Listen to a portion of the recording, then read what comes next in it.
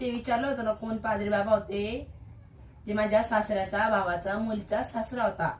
असं कसं पण पादरी बाबा? ते आम्ही सगळे एकदा गावात होतो, सगळ्या हौदाच्या नांड्या, तर ते सगळे आम्ही गावात होतो. तर तिथं हौदाला बसले होते आम्ही शेकोटी करत, माहिती का? ते सगळे बसले शेकोटी करत, सगळे पोरं बिरं सगळे कचरा आणत होते जळायला. आणि ते बाबा होते आणि मी इथं, तर ते बाबा तिथं. तर ते असे पाणी करत, सगळे पोरं अशी पडली खाली, माहिती का? नांड्या